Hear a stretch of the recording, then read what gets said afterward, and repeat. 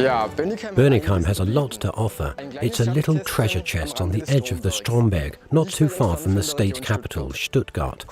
Come with us for a stroll through the beautiful old town with its nooks and crannies and historic timber frame houses. In St. Cyriacus' church, the late Gothic high altar and rood screen can still be seen, the only ones in Württemberg.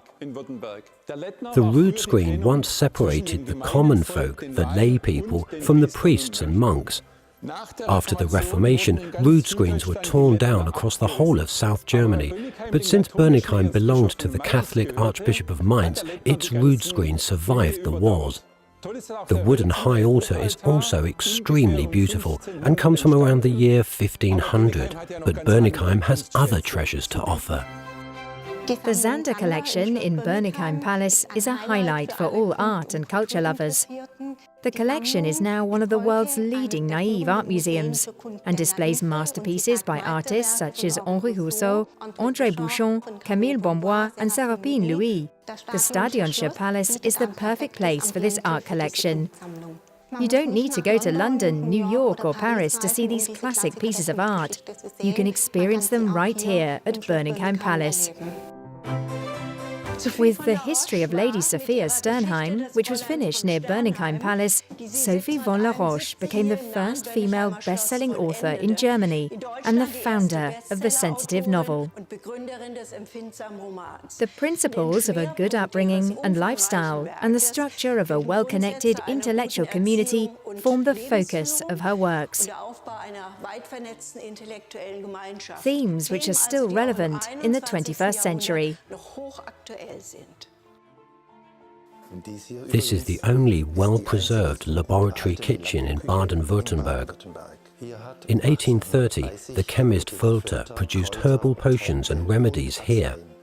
The basis for this was almost always aqua vitae, in other words, alcohol, which he distilled himself.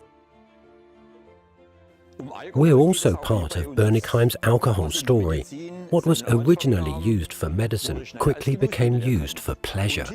And here you can also see Germany's biggest museum collection on the history of alcohol. And it's not just for adults. There are lots of exciting stories on illegal distilleries, such as how people distilled alcohol illegally and fooled customs officials. Swabians really were geniuses.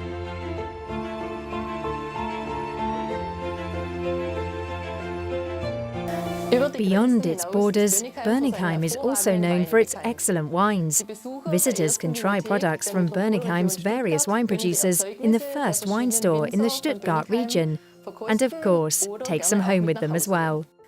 And because fruit production is just as much a tradition here as wine growing, younger visitors can try different local juices. Surrounding the Bönnigheimer Schlossfeld is a real Garden of Eden, the Sortengarten, with almost 300 different varieties of fruit and a beautifully designed circular path. As part of a guided walking tour, you can learn a lot about the garden, because after all, no two apples are the same. The Curlers Tower is worthy of a lot of superlatives. It stands crooked over the town, almost as crooked as the Leaning Tower of Pisa, and is also 100 years older. It's not just our younger visitors who get their money's worth at Tripsdrill, Germany's first theme park, whose original attractions make it one of a kind. Every 2 years, Bönnigheim's traditional festival takes place. At the Ganerbenfest, clubs, wine producers, churches and other groups organise a colourful and varied programme that lasts a whole weekend to celebrate the Swabian way of life. When an exciting day comes to an end, Bönnigheim has a whole host of cosy inns and restaurants where you can enjoy regional specialities. Stylish hotels, holiday apartments and a caravan site are all available if you need accommodation. Because Bönnigheim and the surrounding area aren't just a day trip, there's far too much to see and do.